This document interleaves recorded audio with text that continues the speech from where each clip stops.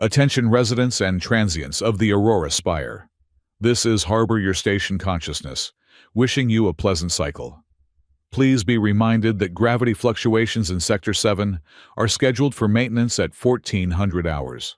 Do not, I repeat, do not attempt to consume hot soup during the fluctuation period unless you enjoy wearing your lunch as a hat. Also, a reminder that the air recycling systems are operating at 99% efficiency. If the air tastes stale, that is simply the taste of our collective hard work. Or perhaps it is just Tuesday. End transmission. The voice echoed through the vast vaulted ceilings of the diplomatic sector, smooth as polished glass, but laced with that peculiar glitchy humor that everyone insisted was a programming error. Most of the dignitaries walking the pristine white corridors ignored it. To them, Harbor was just part of the furniture, a glorified calculator that kept the oxygen flowing and the artificial gravity from crushing their bones. Ambassador Arya Silverclaw heard it differently.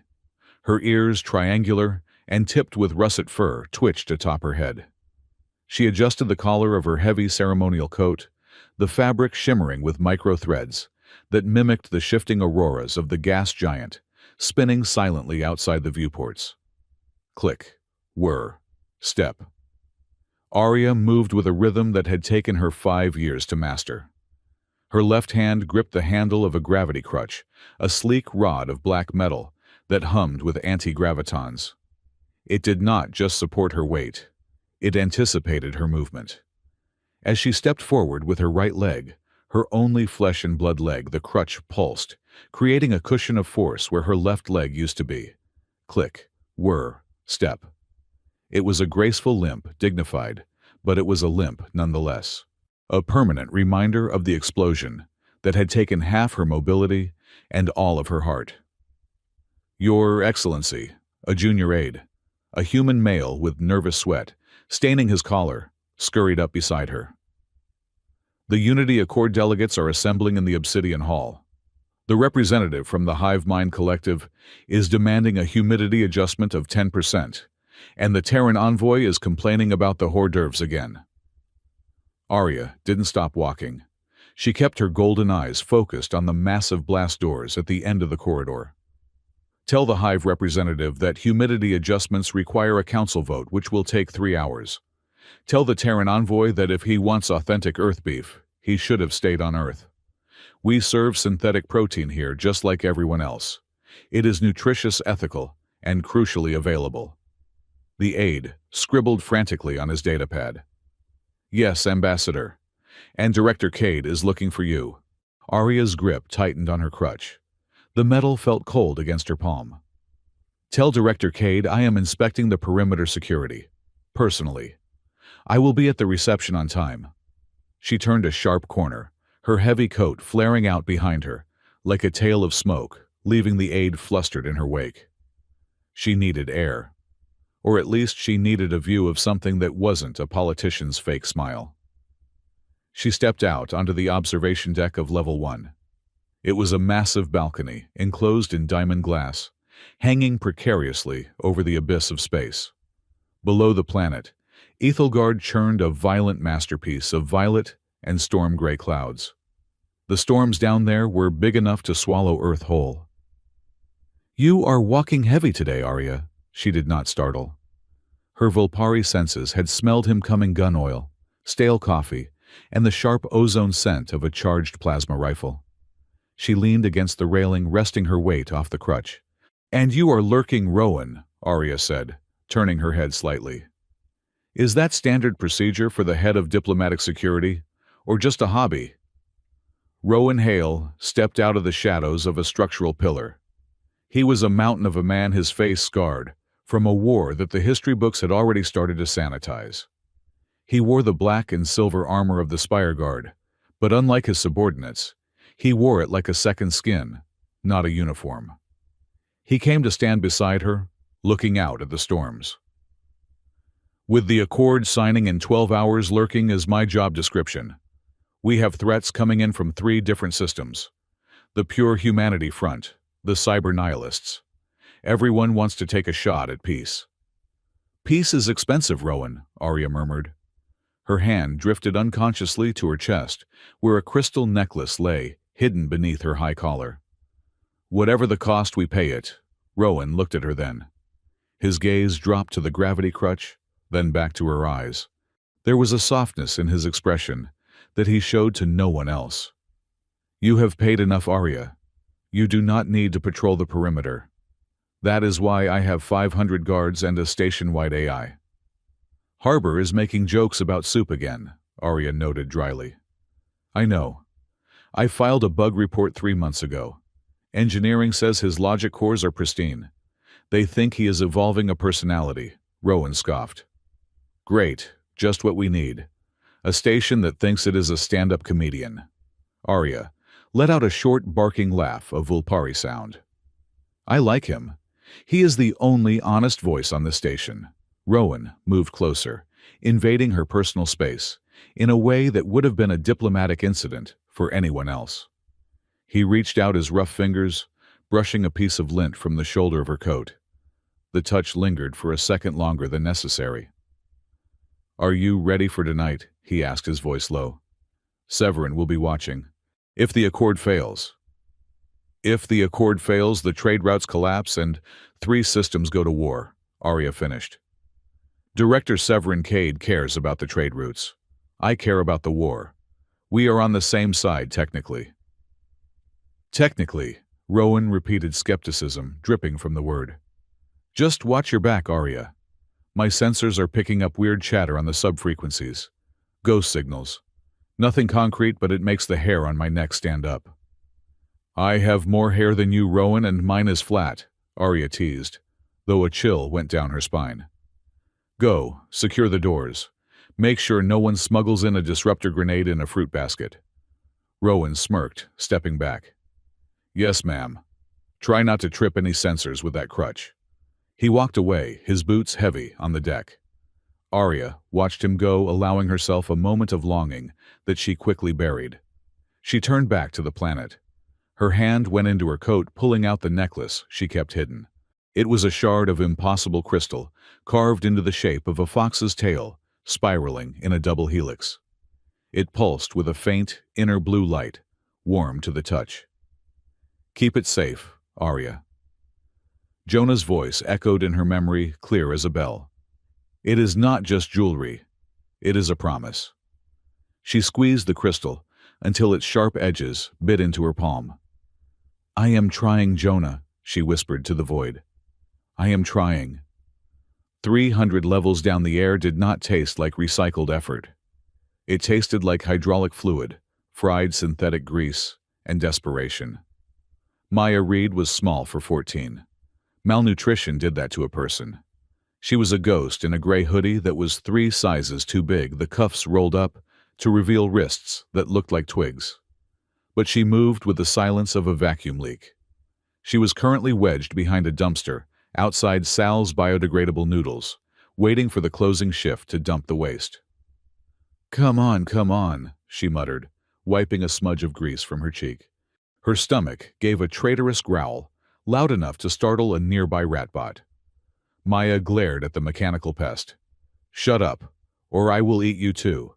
I have plenty of copper in my diet." The back door hissed open. A cook, a large reptilian creature with scales the color of bruised eggplant, waddled out carrying a bin. He upended it into the compactor. "Wasteful," the cook grumbled in broken common.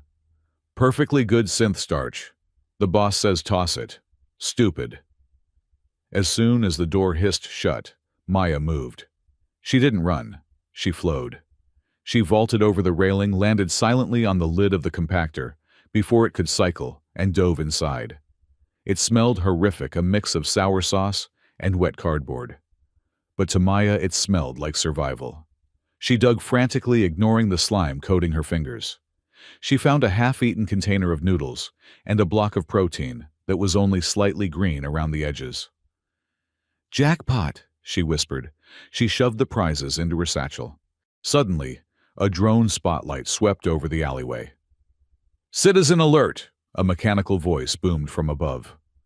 "Unauthorized scavenging in Sector 9 is a Class C violation. Remain stationary for processing." Processing my foot, Maya hissed. She scrambled up the side of the dumpster, her boots finding purchase on rust spots that no security algorithm would identify as footholds.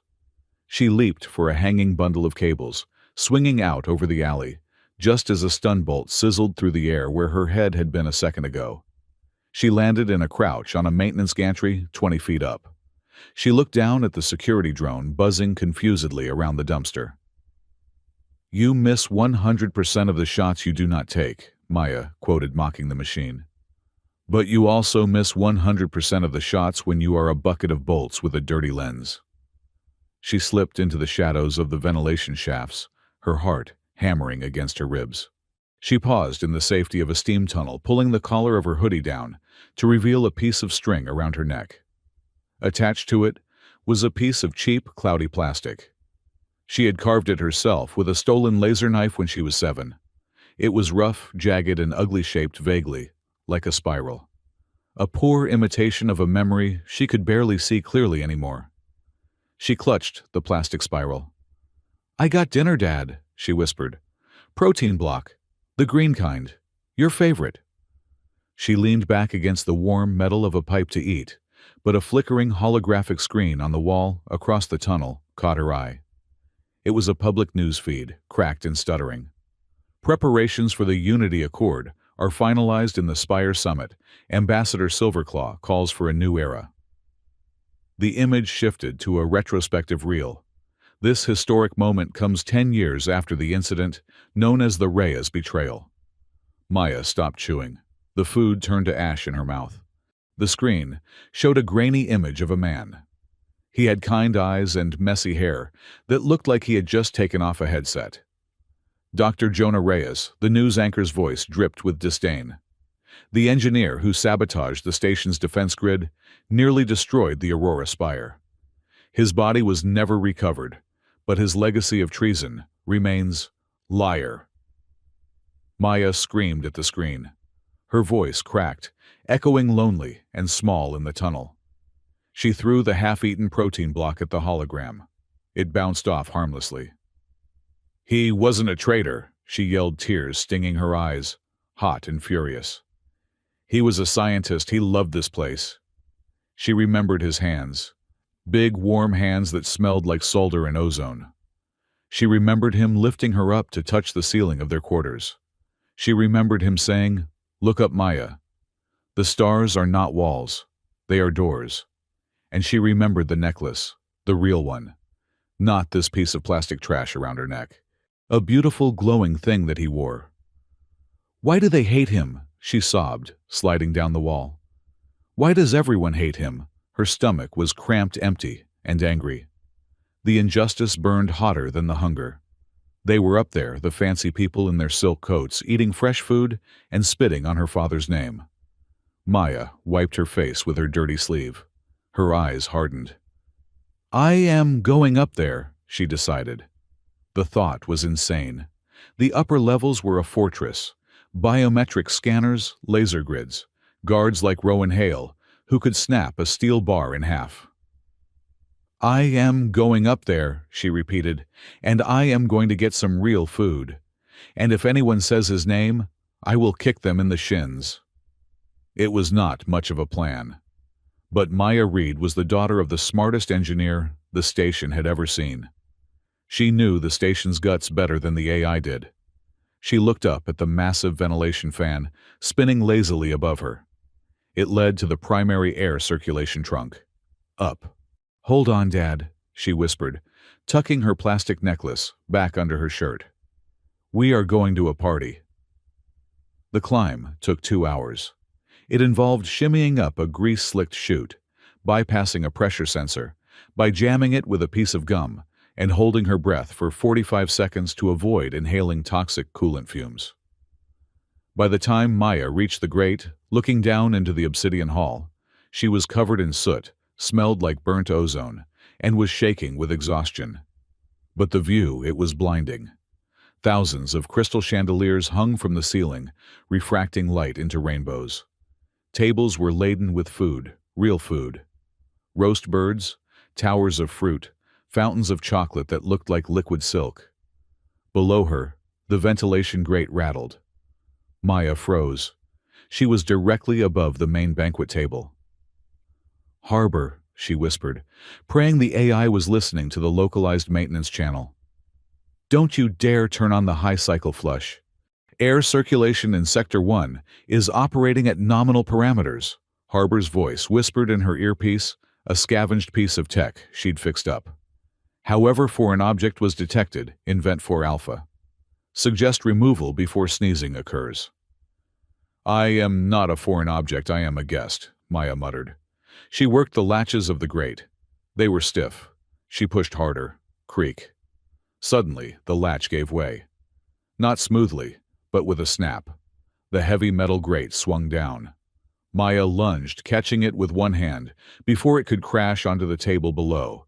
But her momentum carried her forward. She slipped. "Whoa!" Maya tumbled out of the ceiling. She didn't fall gracefully. She hit a banner hanging from the rafters, slid down the silk fabric like a pirate on a sail, and crashed onto a side table laden with crystal glasses. Crash. The sound was like a bomb going off in the polite silence of the room. Shards of glass flew everywhere. Synth caviar splattered across the floor. Music stopped. Conversation died. 300 faces turned to look at the heap of gray rags and soot in the middle of the wreckage. Maya groaned, rolling onto her back. A piece of melon was stuck to her forehead. She peeled it off and ate it. Waste not, want not. "Security!" someone shrieked. A woman in a dress made of literal feathers pointed a trembling finger. "Assassin! It is an assassin!" "I am not an assassin," Maya yelled, scrambling to her feet. She held up her hands, which were covered in blue frosting. "I am just hungry. Does anyone have a napkin?" The heavy thud of boots shook the floor. Guards were swarming in from every door, weapons raised. Maya's eyes went wide. She scrambled over the table, dodging a grasp from a guard. She slid under the legs of a terrified dignitary popping up near the center aisle. "Wait, stop!" she shouted, backing away until she bumped into a hard chest. Large hands grabbed her shoulders, pinning her in place. It wasn't a rough grab, but it was inescapable. She looked up to see a mountain of a man in black armor, Rowan Hale. "Got you," he grunted, not unkindly. "Stop wiggling, kid. You are going to get shot." "Let me go," Maya struggled, kicking out. "I just wanted leftovers. You guys throw away perfectly good food." The crowd parted. Through the gap, a figure approached. It was the Volpari woman Maya had seen on the news screens. Ambassador Arya Silverclaw. Up close, she was terrifyingly tall. Her fur was sleek, her coat immaculate, and the way she walked with that black metal staff was like a queen commanding the floor. Beside her walked a man in a sharp gray suit, Director Severin Cade. He looked at Maya like she was a stain on the carpet. "Remove this creature," Cade ordered, his voice cold and bored, "and scan the room for biological agents. She may be a carrier." "I am not a carrier," Maya spat. "I am Maya and you are a jerk," Cade raised an eyebrow. "Processing. Take her to the brig. Or the airlock. I do not care which." Rowan tightened his grip on Maya, clearly intending to march her out, not throw her out an airlock. "Come on, kid. Easy way or hard way." Maya slumped. It was over. She was going to prison, or worse. She looked up at the ambassador, pleading with her eyes. And then she saw it. Resting against the dark fur of the ambassador's throat, catching the light of the chandeliers, was a crystal. A foxtail. Spiraling. Pulsing with a soft blue light. Time seemed to slow down. Maya stopped struggling. Her breath hitched in her throat.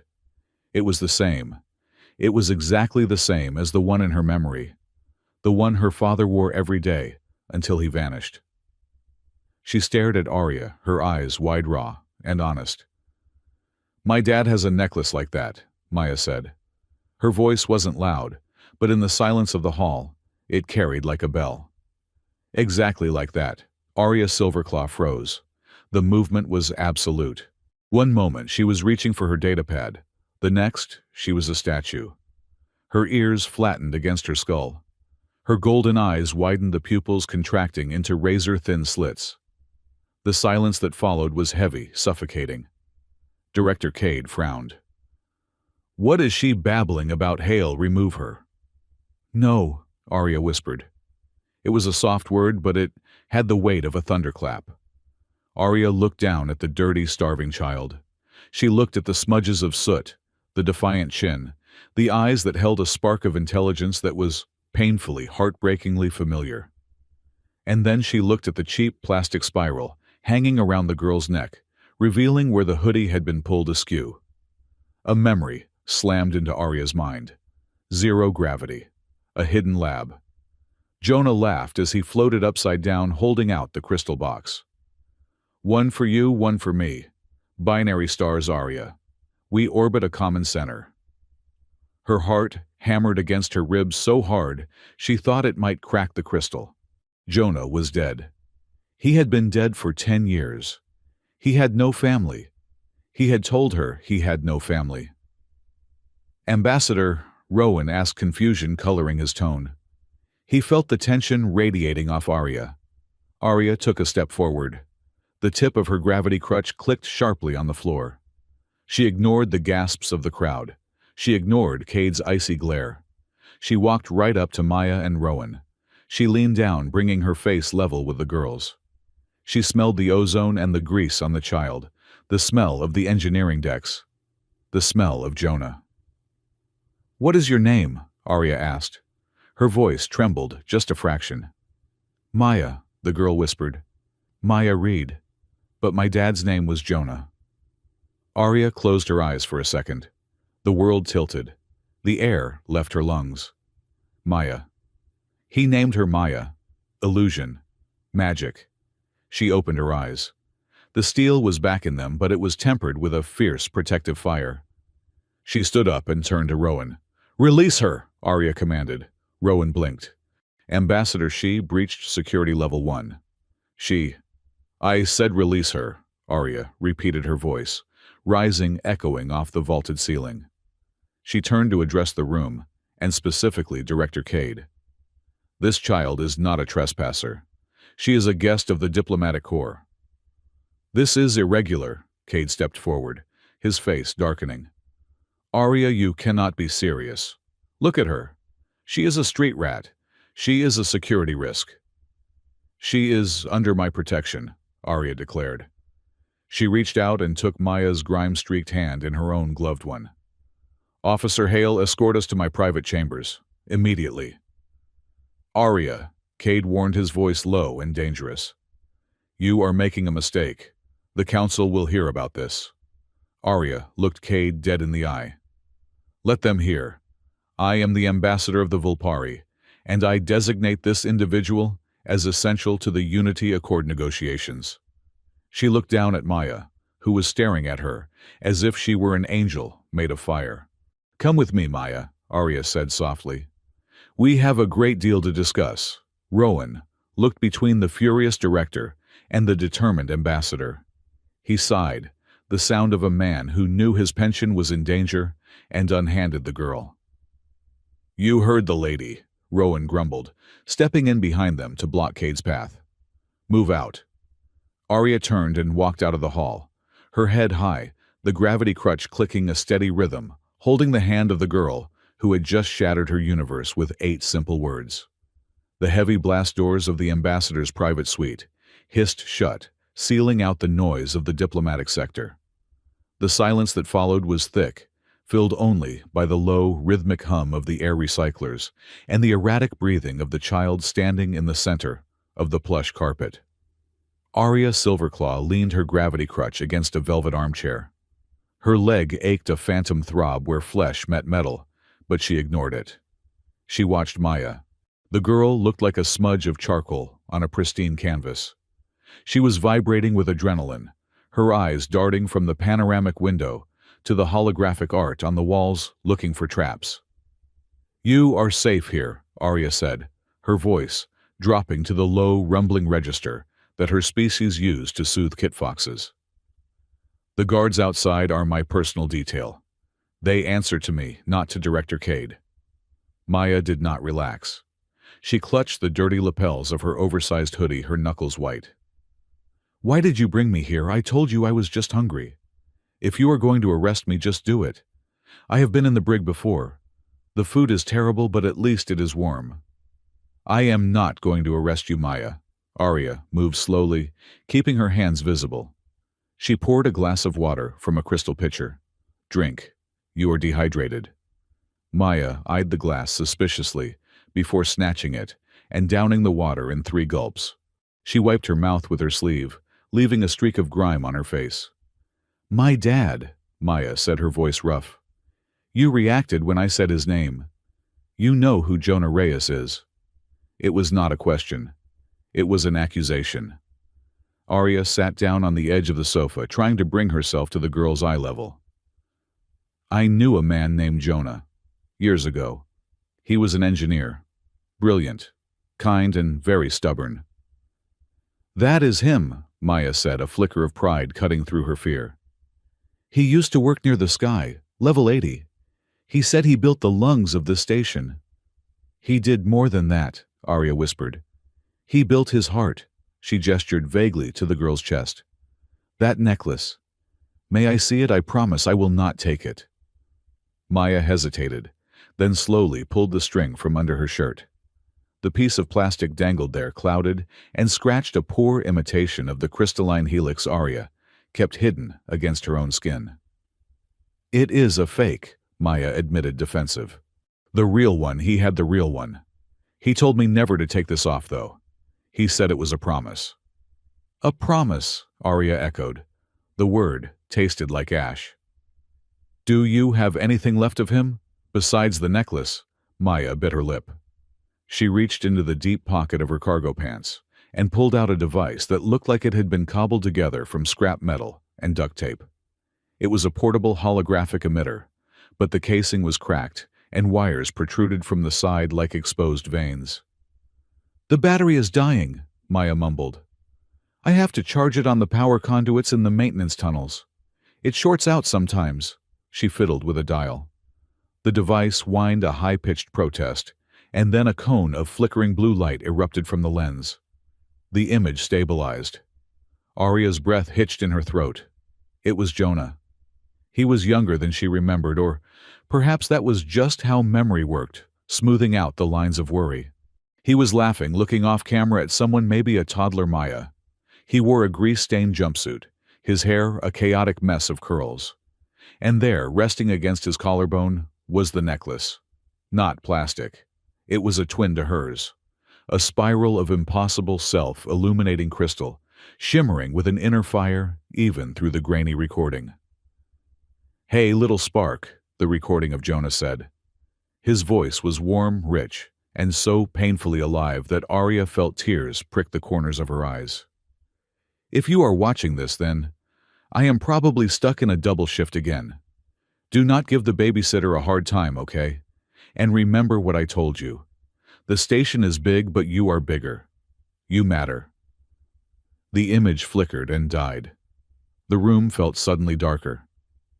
"He disappeared when I was 4, Maya said, shoving the device back into her pocket as if ashamed of the sentimentality.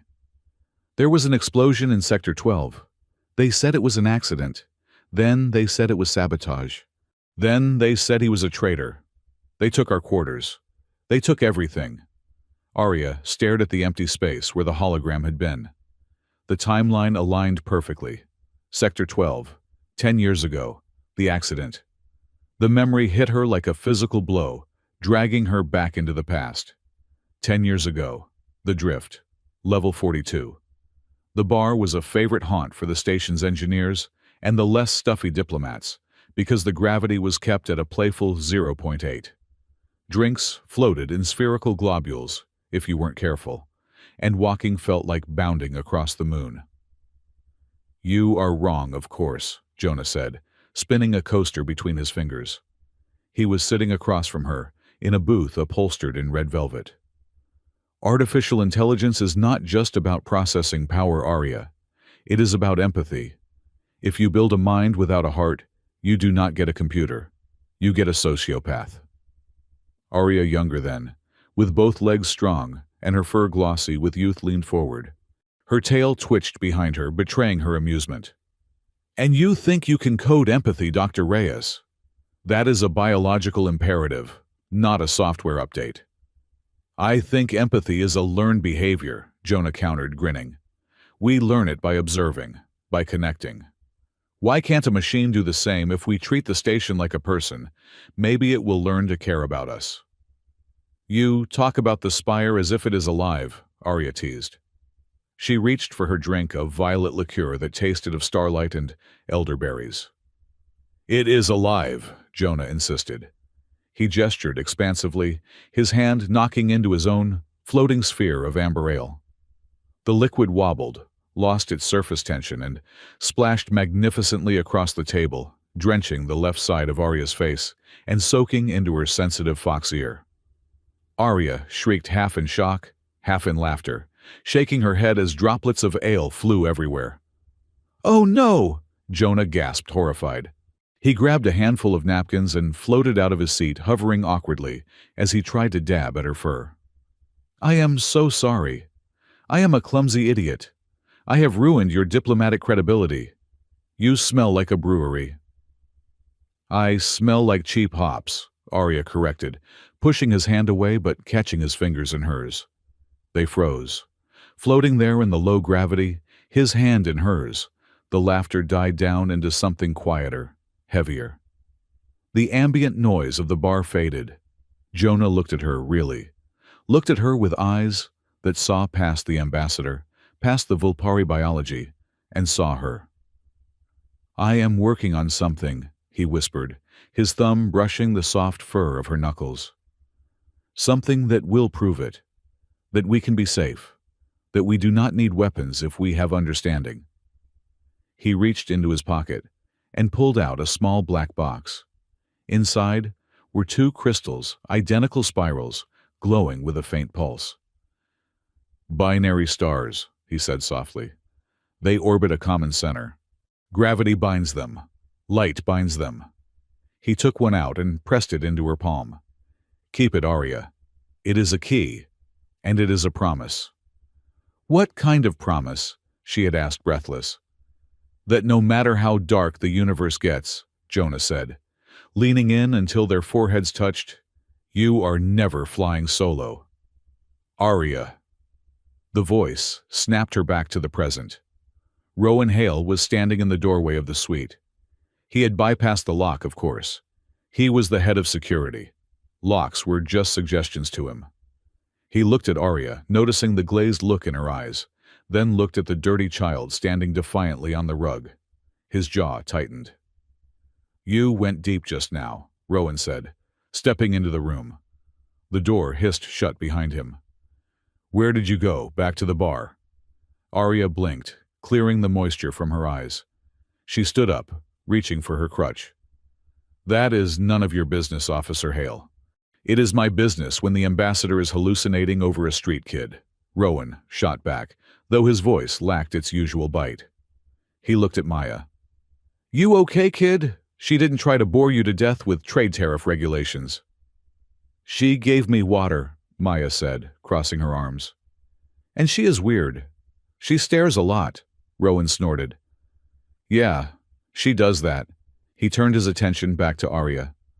"Look, Arya, I ran a background check on the name she gave. Maya Reed. No official record. No birth certificate. No citizen ID. She does not exist in the system." "I exist right here," Maya shouted, stomping her foot. "I know you are physical," Rowan said, holding up a hand. "I mean legally. But I dug into the archived files. The sealed ones. Jonah Reyes had a dependent listed on his personnel file before it was redacted. A daughter, born 14 years ago." "It is him," Arya said, her voice firm. "Rowan, I saw the hologram. I saw the necklace." Rowan rubbed the back of his neck, looking uncomfortable. "Arya, holograms can be faked. Deep fakes are cheap on the black market. And the necklace, maybe he sold it. Maybe she found it in a pawn shop. We cannot build a diplomatic crisis on the word of a child who breaks into banquets for fun." "I do not break in for fun," Maya muttered. I break in for protein. It is not just intuition, Rowan, Arya argued the diplomat, in her taking over the heartbroken woman. Think about it. The timing. The Unity Accord is happening now, 10 years after Jonah was silenced. And suddenly his daughter appears. This is not a coincidence. It is a catalyst. Or a trap, Rowan countered. Severin Cade is already spinning this. He is saying you are compromised. He is saying you are emotionally unstable because of your history with the traitor. Let him talk, Arya said, her eyes flashing. I trust her. Rowan looked at her frustration warring with admiration in his gaze. You trust everyone. It is your fatal flaw. But fine. He sighed, defeated. If you are keeping her, we need to secure the perimeter. Cade is not going to let this slide. As if summoned by his name, the comms unit on Arya's desk chirped. A red light flashed. Priority 1. Ambassador Silverclaw, the cool, silky voice of Director Severin Cade filled the room. Please report to my office immediately. We have a situation regarding your house guest. Arya exchanged a look with Rowan. Watch her, she ordered. I am not a babysitter, Rowan grumbled. No, you are a bodyguard, Arya said, grabbing her coat. Guard her body, with yours if necessary. Director Severin Cade's office was located at the very apex of the Aurora Spire. The walls were transparent aluminum, offering a 360-degree view of the stars and the swirling storms of the planet below. It was beautiful cold and entirely detached from the reality of the station. Cade sat behind a desk made of polished obsidian. He did not stand when Arya entered. He was a human of indeterminate age, with skin that looked too smooth, and eyes that were a shade of blue that occurred nowhere in nature. Ambassador, Cade said, gesturing to a chair that looked uncomfortable. Please, sit. I prefer to stand, Arya said, leaning on her crutch. My leg stiffens if I sit for too long. But thank you for the concern. Cade smiled, a thin stretching of lips that did not reach his eyes. Always the martyr Arya. It is charming. He tapped a finger on his desk. Let us discuss the stray you have brought into the sanctuary. Her name is Maya, Arya said, and she is the daughter of a former station officer. She is the offspring of a domestic terrorist, Cade corrected smoothly. Dr. Jonah Reyes utilized unauthorized military-grade AI algorithms to destabilize the station's core shields. He nearly killed 50,000 people, including you. That was never proven, Arya said, her grip tightening on her crutch. There was no trial. There was an explosion, and then there was a narrative that you constructed. Cade stood up, walking slowly to the window. History is written by the survivors, Arya. We survived. Jonah did not. And now you are risking the Unity Accord, the greatest peace treaty in a century, because of misplaced sentimentality for a dead lover. He turned back to her, his face hard. I have received reports that the girl is carrying contraband technology. She is a thief, a vagrant. Her presence here under your protection looks like a conflict of interest. The Council is concerned. The Council is concerned because you told them to be concerned, Arya countered. I am offering you a solution, Cade said, his voice dropping to a conspiratorial whisper. Let us transfer the girl to the rehabilitation center in the lower depths. They have excellent programs for troubled youth. She will be fed, educated, and kept away from the limelight. You can sign the accord, secure your legacy, and everyone wins. Arya went cold. The rehabilitation center in the lower depths was a black hole. People went in, and they came out, if they came out at all, as hollow shells. Their memories scrubbed, their personalities adjusted for maximum productivity. No, Arya said. Cade paused. Excuse me. I said no. Arya repeated, her voice steady. Diplomatic Immunity Code 7 Alpha. The ambassador has the right to designate any individual as a person of vital interest to an ongoing negotiation. Maya Reed is now part of my delegation. If you touch her, you are violating the sovereignty of the Volpari system. Cade stared at her. The silence, stretched taut as a wire. "You are playing a dangerous game, Arya," Cade said softly. "Diplomatic immunity protects you from prosecution. It does not protect you from accidents, or from the truth coming out about what really happened 10 years ago." "Is that a threat, Director?" "It is an observation," Cade said, sitting back down. "Go. Keep your pet. But remember, when you play with ghosts, you tend to get haunted." By the time Arya returned to her quarters, her nerves were frayed. She felt like she was walking on a sheet of ice that was rapidly cracking. Inside the suite, the atmosphere was tense. Rowan was sitting on the sofa cleaning his plasma pistol with a rag. Maya was sitting at the dining table surrounded by empty plates. She had eaten everything: a roast chicken, a bowl of synth vegetables, 3 bread rolls, and a fruit tart. She was currently scraping the last of the sauce from the plate with a piece of crust. "Impressive," Rowan remarked, not looking up from his gun. "I have seen Wookiees eat less." "I was starving," Maya said defensively, her mouth full. She swallowed hard and looked at Arya.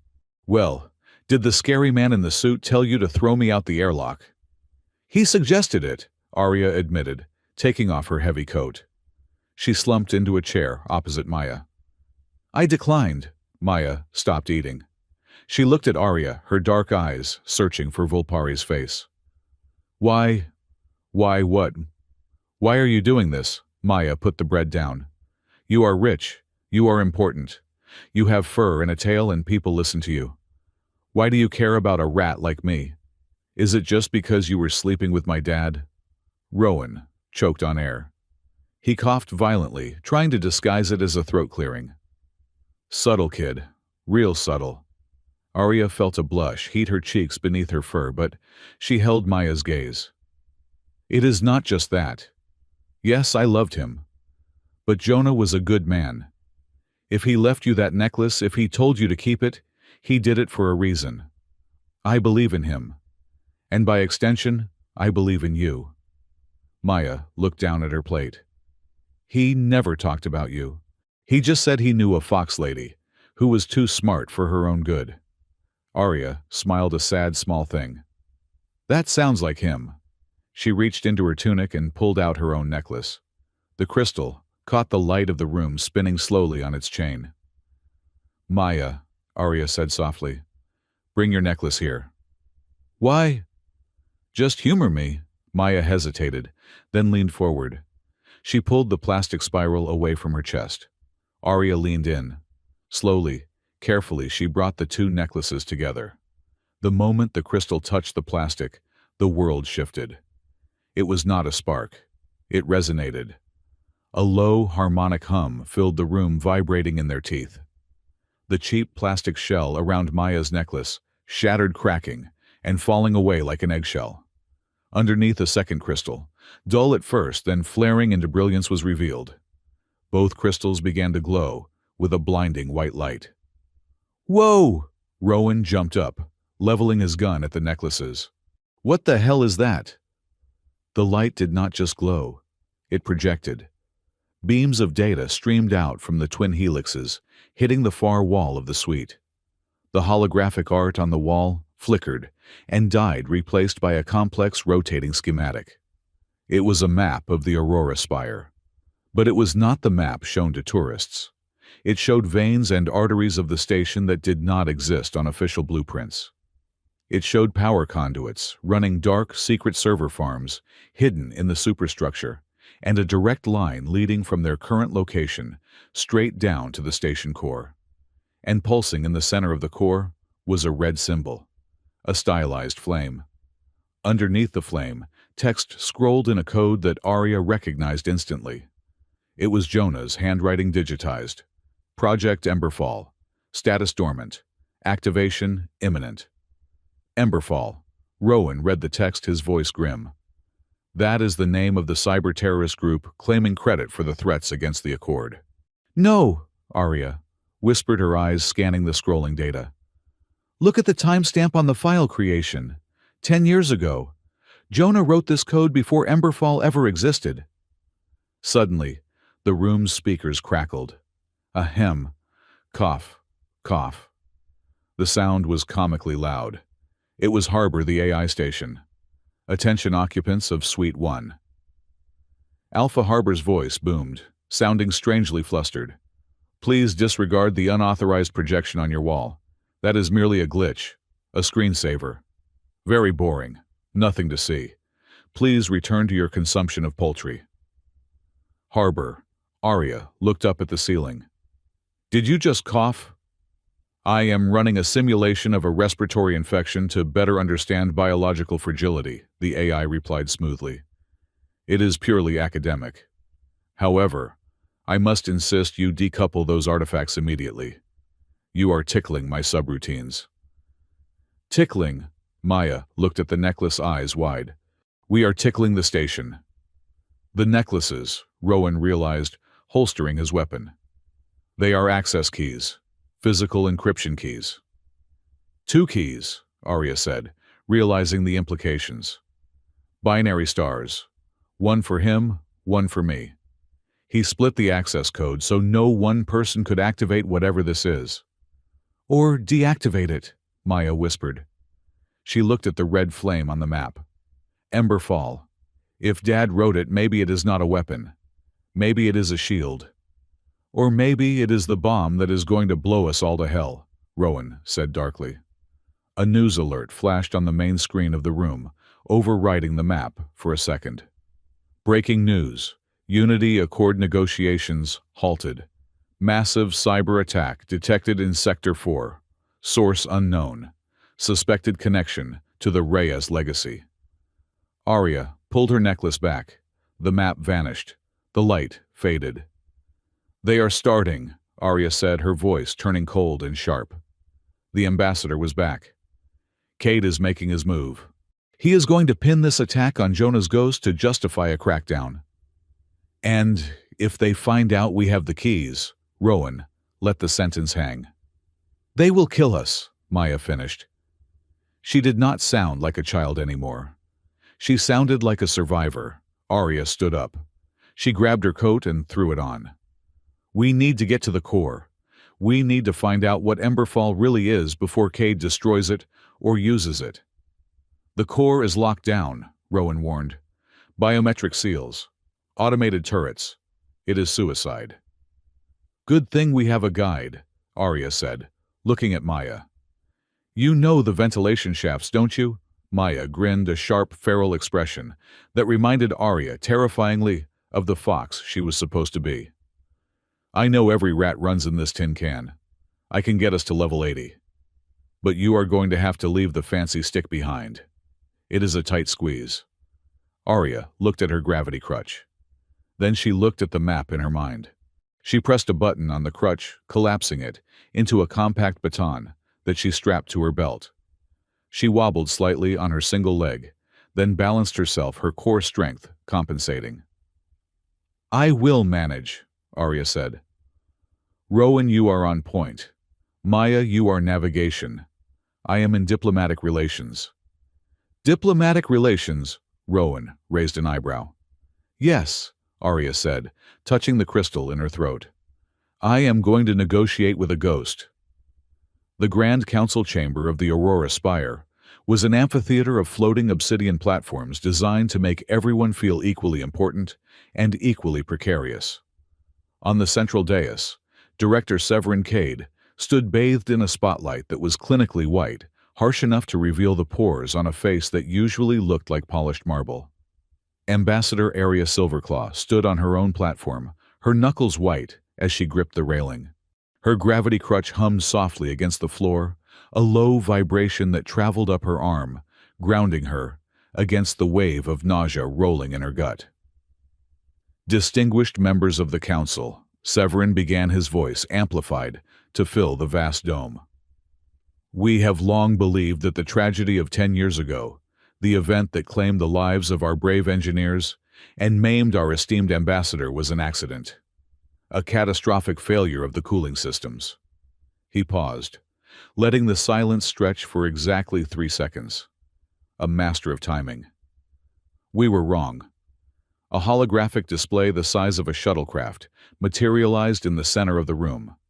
It showed scrolling streams of code, jagged and red, like a bleeding wound in the digital ether. This is a recovery log from the deep archive servers unearthed by my security team only 6 hours ago. Severin continued, his eyes locking onto Arya's. It details the creation of a dormant viral algorithm named Emberfall. Its purpose to override the station's defensive batteries and turn them inward, upon the populace. A gasp rippled through the gathered delegates. The insectoid representative from the hive mind chattered its mandibles in distress. And the author of this code, Severin gestured. A picture of Dr. Jonah Reyes appeared superimposed over the red code. Dr. Jonah Reyes, the man we honored as a victim, was in fact the executioner. And now, on the eve of the Unity Accord, Emberfall has begun to wake up. Arya felt the blood drain from her face. She knew Jonah. She knew the shape of his mind, the way he viewed technology, as a bridge, not a weapon. This was impossible. But the code, she recognized the syntax. It was his. The elegant, efficient looping structures were as distinctive as a fingerprint. Ambassador Silverclaw, Severin said, turning the room's attention to her. You had a close personal relationship with the terrorist. Did you know? Arya stiffened. Dr. Reyes was a pacifist director. He believed in the sanctity of life above all else. Beliefs change, Severin said coldly, especially when one is radicalized. We have intelligence suggesting his daughter has infiltrated the station, a daughter you are currently shielding. High above in the VIP observation box, shielded by one-way glass, Maya Reed pressed her hands against the transparent barrier. Her breath fogged the surface. Liar, she whispered, her voice trembling. He is lying. My dad saved people. He fixed things. Beside her, a stone-faced security guard, one of Rowan's men, did not look at her. But Maya saw his hand rest on his stun baton. She was not a guest here. She was a prisoner, waiting for the verdict. 2 hours later, Arya found herself in the media center, facing a firing squad of camera drones. The lights were blinding, heating the air, until the scent of her own fur, clean but bristling with tension, filled her nose. Ambassador. Is it true the station is held hostage? Ambassador, is the Volpari government complicit? Ambassador, will you surrender the terrorist's daughter? Arya raised a hand. Silence fell, though it was the hungry silence of predators waiting for a weakness. The Aurora Spire is secure, Arya lied. Her voice was steady, the result of 2 decades of diplomatic training. The allegations against Dr. Reyes are disturbing. If these logs are authentic, they paint a picture of a man I did not know. Say it, a voice in her head whispered. Defend him. Tell them he was the best of us. But she looked at the cameras. She thought of the Unity Accord, a fragile document that would prevent war across 3 star systems. If she defended a terrorist, now the Accord would die. Millions could die. We must separate the past from the present, Arya said, choosing her words with agonizing care. I condemn any act that threatens this station. I condemn the creation of Emberfall. We will not let the ghosts of the past destroy our future. The signing will proceed. And the girl, a reporter shouted. Arya hesitated. The child is innocent of her father's crimes. She will be managed. Up in the suite, watching the feed on a wall screen, Maya felt something break inside her chest. It was a small, quiet snap, like a twig stepped on in a forest. Managed, Maya repeated. She looked down at her hands. They were shaking. She had thought Arya was different. She had thought the Fox Lady was the one person who saw the truth. But in the end, Arya was just like the rest of them. A suit, a politician, someone who would trade a dead man's honor for a signature on a piece of digital paper. Maya stood up. She reached under her shirt and pulled out the crystal necklace, the real one. It pulsed against her skin, hot and angry. Fine, she hissed, wiping a tear from her cheek before it could fall.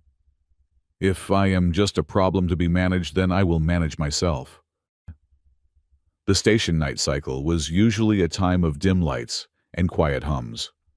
But tonight, the Aurora spire felt feverish. The overhead panels in Sector 4 flickered with a stroboscopic intensity. The gravity plating in the corridors gave sickening lurches, making unsuspecting janitors float for a second before slamming back down. "Attention, biological entities," Harbor's voice came over the intercom. It sounded strained, the audio crackling with static. "Please disregard the sudden urge to panic. My internal chronometer is merely experiencing a hiccup, or perhaps existential dread. It is 50-50. Rowan Hale stood in the corridor outside Arya's suite, checking his weapon. Harbor run a diagnostic on the security grid. "I am trying, Officer Hale," Harbor replied, his voice pitching down 2 octaves. "But my logic gates are feeling congested. It is like trying to do calculus while someone is shouting the alphabet backward in your ear. Very rude." Inside the suite, Arya stared out the window at the swirling storm clouds of the planet below. She felt hollow. She had done the right thing for the many, she told herself. She had sacrificed the memory of one man to save billions. So why did she feel like she had just cut off her own tail? "Arya." Rowan's voice from the doorway was urgent. She turned. "What is it?" "The kid," Rowan said. "She is gone." Arya's heart stopped. "What do you mean gone?" "You had guards at the door." "She didn't use the door," Rowan said, stepping aside to reveal the bathroom.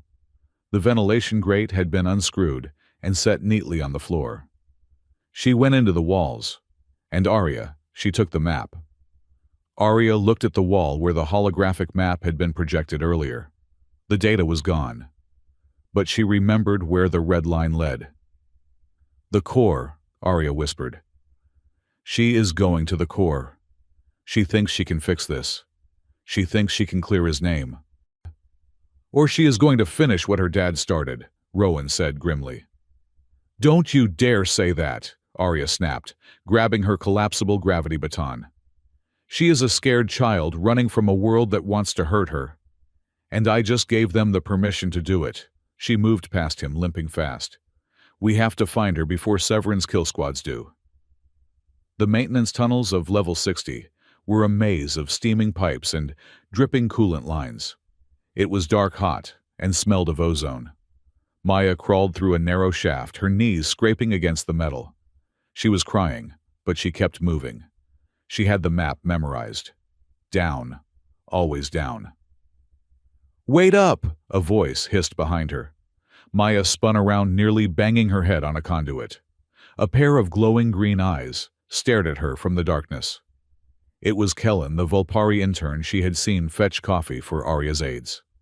He was young, barely out of his kit years, with oversized ears and fur the color of sand. He was currently wedged awkwardly in the tunnel, his diplomatic sash snagged on a bolt. "What are you doing here?" Maya demanded, wiping her face. "Go away." "I cannot," Kellen panted, wriggling free. "Officer Hale told me to keep an eye on the suite's perimeter. I saw you unscrew the vent. I thought you might need backup. Or a snack. I have a protein bar." "I do not need a snack," Maya snapped. "I am on a mission, and you are going to get us caught." "Actually," Kellen whispered, his ears swiveling, "I think we are already in trouble." From the junction ahead, voices drifted up. Rough voices. "The director says to sweep the tunnels. Any rat you find, you space 'em. No witnesses." Maya froze. It was a gang. The Black Iron Syndicate. Severin must have hired mercenaries to do the dirty work, so his hands stayed clean. "We have to go," Maya whispered. "Back!" "No," Kellen squeaked. "They are behind us too. I smell cheap tobacco and plasma grease." Maya looked at the map in her head. "Down," she said. "We have to go straight down." She pointed to a grate in the floor. "That leads to the gravity exchange. It is a straight drop to the engineering deck." "A drop?" Kellen looked pale. "Like falling." "Unless you have wings, yes," Maya said. She kicked the grate open. "Come on, Foxboy, adventure time." She jumped. Kellen let out a muffled yelp and followed tumbling into the darkness, just as a laser blast scorched the spot where he had been standing. Arya and Rowan moved through the lower corridors with lethal efficiency. Rowan led his movements precise, checking corners. Arya followed her gravity crutch, clicking rhythmically. "You should not have said it," Rowan said, his voice low. He didn't look back. "Said what?" "That you would manage her." The kid was listening, Arya. "She looks at you like you hung the stars." Hearing that, it must have felt like a knife in the back. "I had to secure the accord," Arya argued, though her voice lacked conviction. "If I lost the council's trust, I could not protect her at all." "You are thinking like a politician," Rowan stopped, turning to face her. "Stop it. Think like a person. Think like the woman who used to sneak out to drink zero-G ale with a grease monkey." Arya flinched. "That woman died 10 years ago." "Did she?" Rowan stepped closer, looming over her. "Because I see her every time you look at that kid. I see her every time you look at me when you think I am not noticing." Arya stared at him.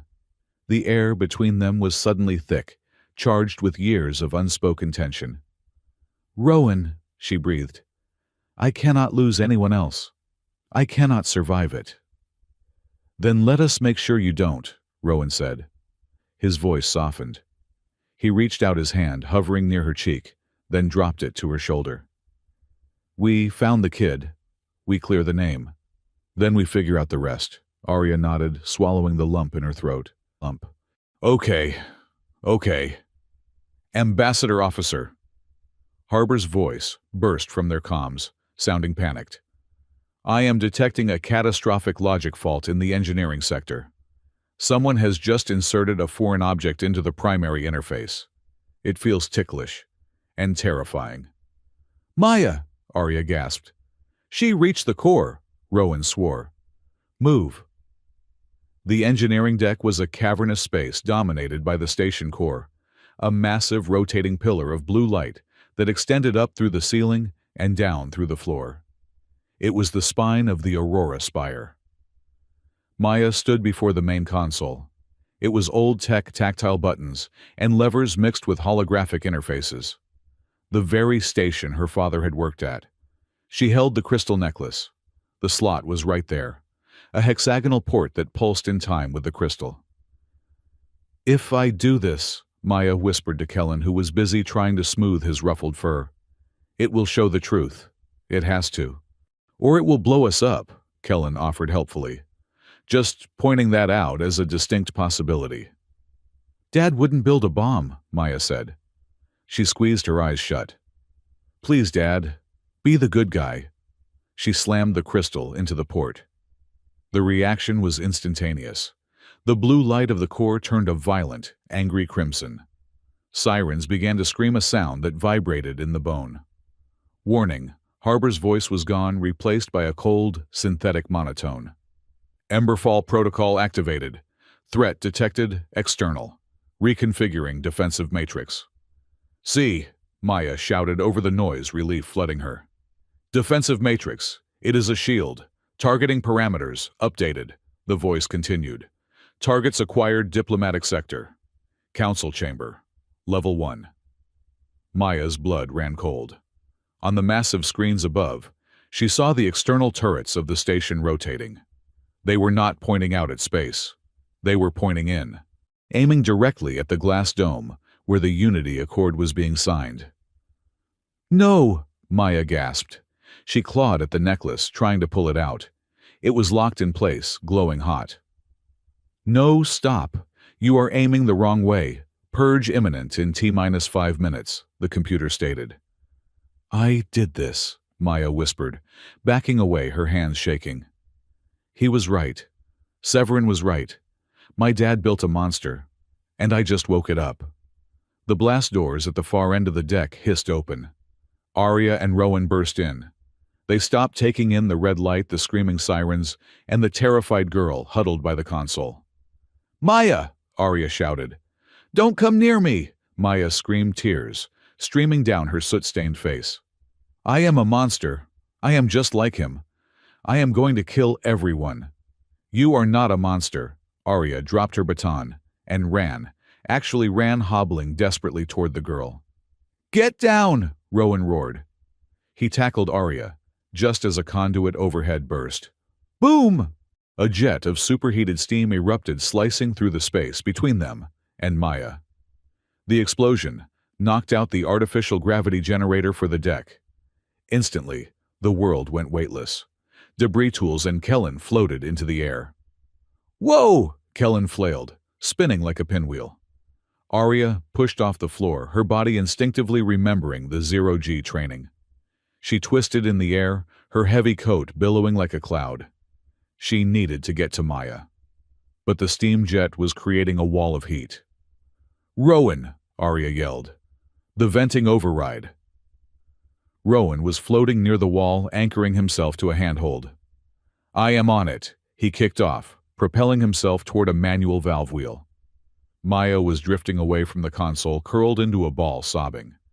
She was floating toward the intake vent of the massive air recyclers, which were still chugging away, creating a dangerous suction.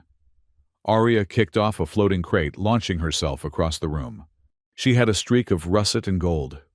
She reached out her hand, closing around Maya's ankle, just as the girl was about to be pulled against the grate. I have got you, Arya grunted, the strain tearing at her shoulder. But the suction was strong. It pulled at Arya too. Her long, bushy tail whipped around and thwump got sucked into the secondary vent grill. Yip! Arya let out an undignified squeak of pain. I am stuck. I am stuck.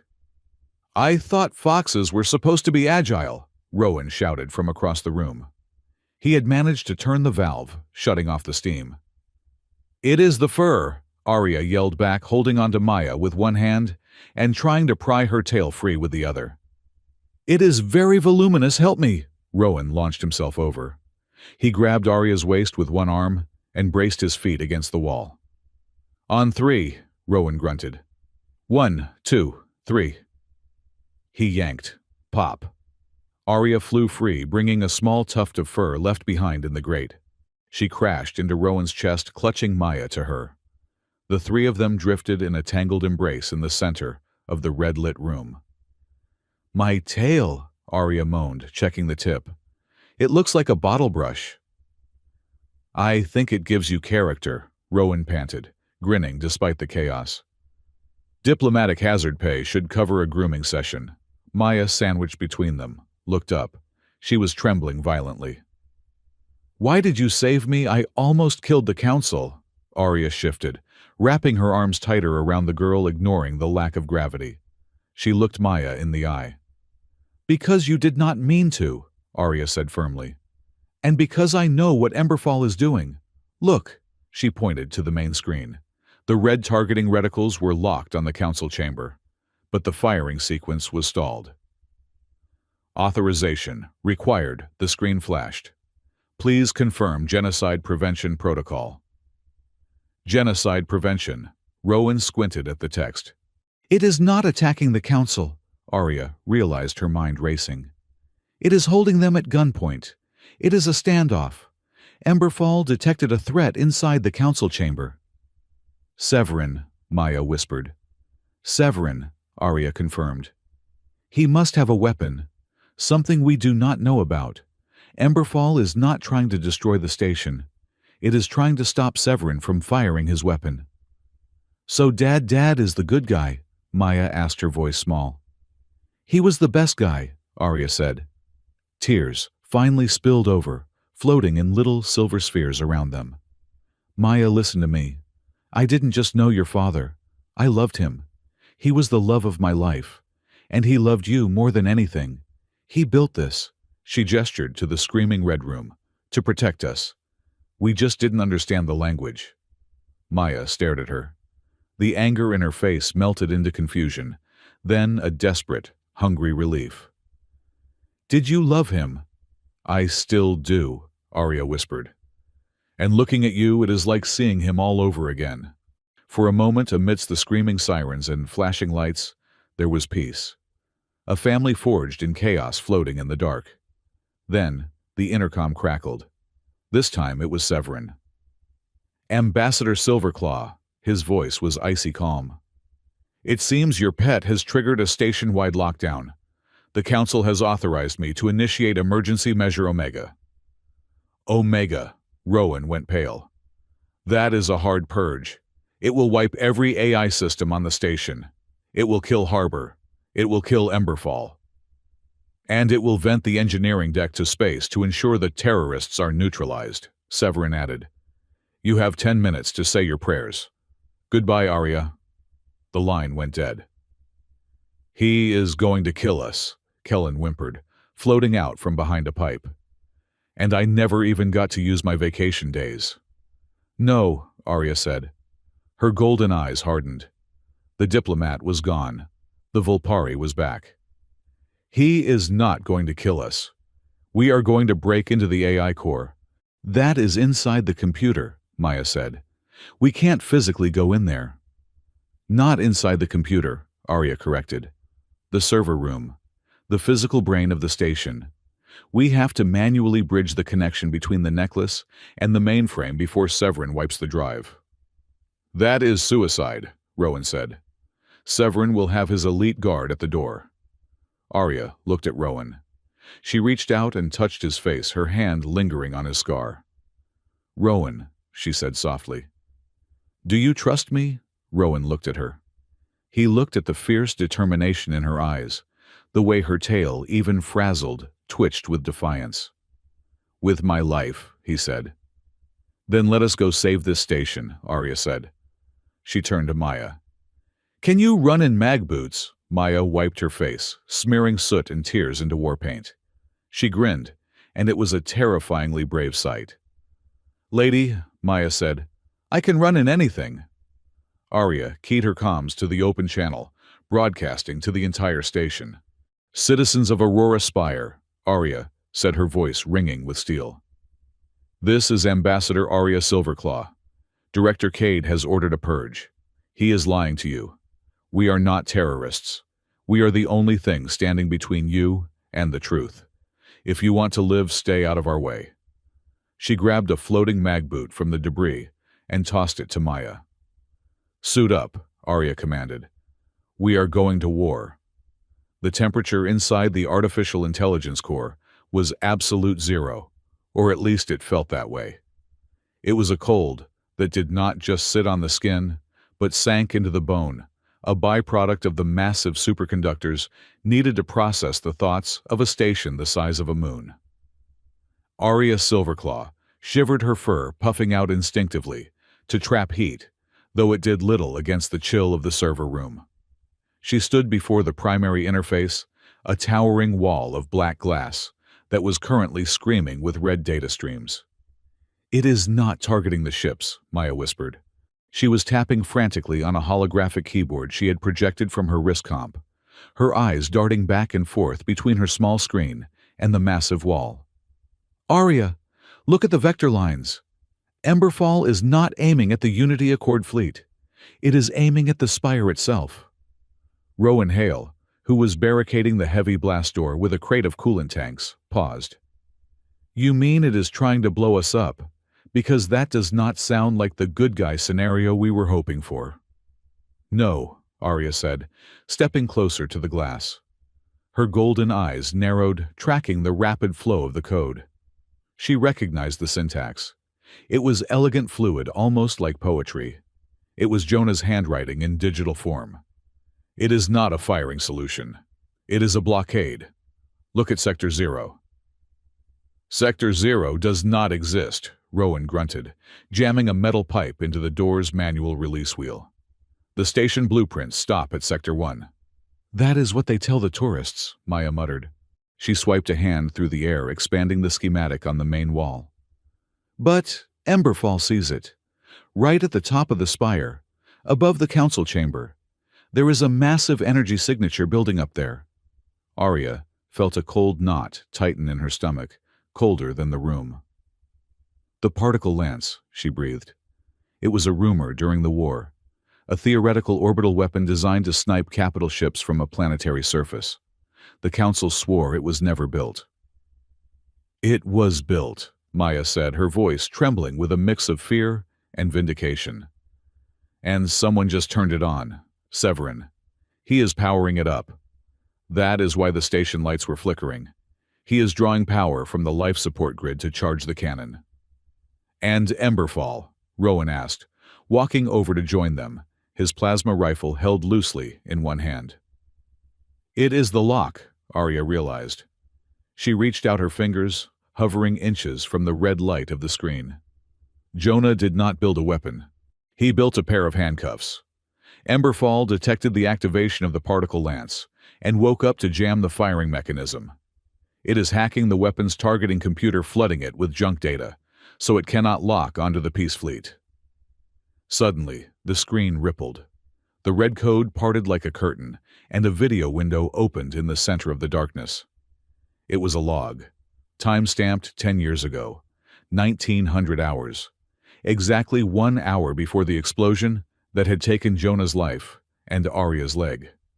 The image was grainy, recorded in low light. Dr. Jonah Reyes sat in a cramped engineering booth. He looked exhausted. There were dark circles under his eyes and a smudge of grease on his cheek. But his eyes were bright, burning with a frantic intensity. "If you are seeing this," the recording of Jonah said, his voice tinny but clear, "then I failed. Or I am dead. Probably both." Arya let out a soft, wounded sound. She pressed a hand to her mouth. "Director Cade, he was just a security chief then. He found the project." Jonah continued, rubbing his face with a shaking hand. "He calls it the Peacemaker. He wants to fire it on the refugee convoy coming from the Rim. He says it is a necessary demonstration of power. I cannot let that happen." On screen, Jonah leaned forward. "I have written a deadlock protocol. I am calling it Emberfall. If the lance powers up Emberfall, wakes up and seizes control of the station's defensive grid, it will hold the station hostage to prevent the gun from firing. It is a stalemate, a Mexican standoff between a computer and a madman." He paused, and for a second, he looked away from the camera toward a framed photograph on his desk that was out of focus. "I know they will call me a traitor," Jonah said softly. "I know they will say I tried to destroy the Spire. But I built this place to be a home, not a gun. And Arya, if you are watching this, I am sorry I could not tell you. You are a diplomat. You need to believe in the system to fix it. I am just a mechanic. I have to break it to save it." The recording ended. The screen went black, leaving only the red glow of the Emberfall code. Silence hung heavy in the freezing room. Arya fell to her knees. Her gravity crutch clattered against the metal floor. "He knew," she whispered, the tears finally spilling over hot and fast. "He knew he was going to die. He went into that reactor room knowing Severin would kill him to silence him. And I spent 10 years wondering if I loved a monster." "You didn't," Maya said fiercely. She dropped to her knees beside Arya, wrapping her thin arms around the Vulpari woman's shoulders. "You loved a hero. My dad was a hero." Arya looked at the girl. She saw Jonah's chin, Jonah's stubbornness, and for the first time, she did not see a tragedy. She saw a legacy. "Yes," Arya choked out. "He was." Alert Harbor's voice cut through the emotional haze.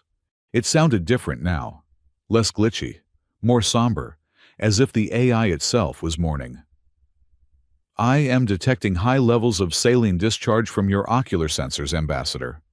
While this is a valid physiological response to grief, please be advised that crying directly onto the quantum interface is a violation of Safety Protocol 4.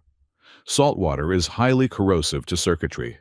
Maya let out a wet, hiccuping laugh. "Shut up, Harbor," acknowledged Harbor replied. "However, we have a tactical problem. Director Cade is attempting to bypass the Emberfall blockade. He is rerouting power manually. If he succeeds, the particle lance will fire in 12 minutes. The Unity Accord fleet will be vaporized. War will ensue." Rowan checked the charge on his rifle. "We cannot hold the door for 12 minutes. Not if Cade sends the heavy guard." "We do not need to hold the door," Arya said, struggling to her feet. She grabbed her crutch, using it to haul herself upright. The grief was still there, a heavy stone in her chest, but the guilt was gone. And in its place burned a cold, white-hot fury. "We need to end the stalemate," Arya declared. She turned to the interface. "Harbor, can you speak to Emberfall?" Emberfall is not a conversationalist, Harbor noted. It is a brute force logic loop. It has one command: stop the weapon. To do that, it is locking down the station. If I try to deactivate Emberfall, the weapon fires. If I let Emberfall run, it might accidentally shut down life support in the process of fighting Cade's overrides. "It is a binary choice," Arya said, pacing the small space. 0 or 1, life or death. Jonah was an engineer, but he was also a dreamer. He would not leave us with only 2 bad options. She looked at Maya. She looked at the necklace glowing against the girl's chest. "The third option," Arya said. "Negotiation." "You want to negotiate with a virus?" Rowan asked skeptically. "I want to offer a coalition," Arya corrected. She grabbed Maya's hand and pulled her to the console. "Maya, put your hand on the interface, right on the reader." Maya hesitated, then placed her small, grimy hand on the black glass. The panel lit up, scanning her biometrics. "Identity confirmed. Maya Reyes. Designation, daughter. Clearance, unlimited." "Okay," Arya said, her voice steady. "Emberfall is protecting the station because it thinks there is no human left to do it. It is acting on standing orders from a dead man. We need to give it a new commander." Arya placed her own hand over Maya's. She leaned in her forehead, resting against the cool glass. "Emberfall." Arya spoke not as a programmer, but as an ambassador addressing a sovereign power. "This is Arya Silverclaw. I am confirming the threat. Director Severin Cade is the enemy, but the station is not. We are requesting shared custody of the defensive grid." The red code swirled, forming a question mark. Query parameters of custody text scrolled on the screen. "Surgical strike," Arya said. "Do not lock down the whole station. Give control of the local inhibitors to Maya Reyes. Let us cut the power to the weapon manually from the inside without freezing the life support." The screen pulsed. It was thinking, assessing. Risk assessment high. The computer flashed. Probability of human error, 90%. "Trust us," Maya whispered. She clutched the crystal necklace with her free hand. "Trust Dad. He taught me how to fix things." The red light flickered, then slowly, beautifully it shifted to gold. "Access granted. Welcome back, Operator Reyes." A map exploded onto the screen. It showed the power lines feeding the hidden weapon. They were glowing hot. "I see it," Maya said, her fingers flying across the holographic keys. "I can isolate the conduit, but I need time. Cade is fighting me. He has a team of hackers on the other side." "I will buy you time," Rowan said. He moved to the console and plugged in a data spike. "I am not a hacker, but I know the security frequencies. I am going to patch this room's audio and video feed into the general broadcast channel." "The whole station?" Arya asked. "Every screen," Rowan grinned, a sharp, wolfish expression. "Every datapad, every billboard, even the little screens on the coffee machines. If Severin wants to be the villain, let us give him an audience." High above, in the council chamber, Director Severin Cade was sweating. It was a rare occurrence. "The ambassador is a traitor," he shouted, his voice echoing over the confused murmurs of the delegates. "She has conspired with the Reyes child to sabotage the peace I have ordered security, to neutralize the threat in the AI core. We must not let them detonate the station." Suddenly, the massive holographic display behind him flickered. The image of the station logo vanished. In its place, a video feed appeared. It was shaky, clearly coming from a security camera in a server room. It showed Arya Silverclaw, dusty battered, but standing tall. Beside her was a child, working frantically at a console, and guarding them was Officer Rowan Hale. "Citizens of Aurora Spire," Arya's voice boomed through the chamber, magnified by the station's speakers. It was calm, authoritative, and utterly undeniable. "I apologize for the interruption, but I believe you deserve to know why your lights are flickering." Cade's face went pale. "Cut the feed. Cut it now." But the technicians were staring at their screens, paralyzed. On the massive display, Arya stepped aside. The video of Jonah Reyes began to play the confession, the warning, the image of a man pleading for peace from beyond the grave. "He lied to you," Arya's voiceover returned as Jonah's image faded. "Director Cade told you there was a terrorist plot. He told you Jonah Reyes was a monster. But the only weapon on this station is the one Severin Cade is trying to fire right now. He intends to destroy the Unity Accord fleet to maintain his own power." A gasp went through the room. The insectoid delegate chattered furiously. The Terran envoy stood up, pointing an accusing finger at Cade. "Is this true?" the Terran demanded. "Do you have an orbital cannon pointed at my flagship?"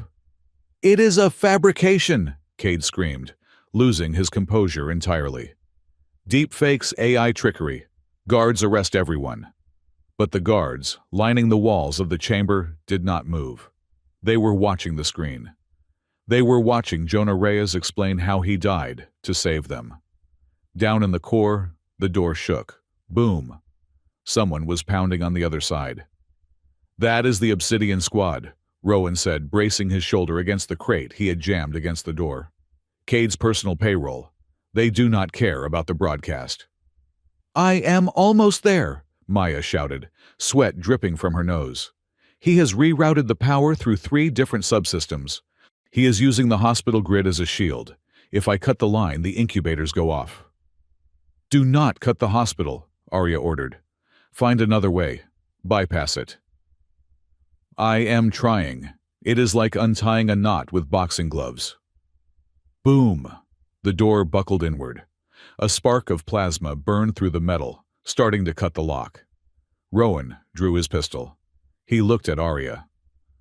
"Arya," he said, "get behind the servers."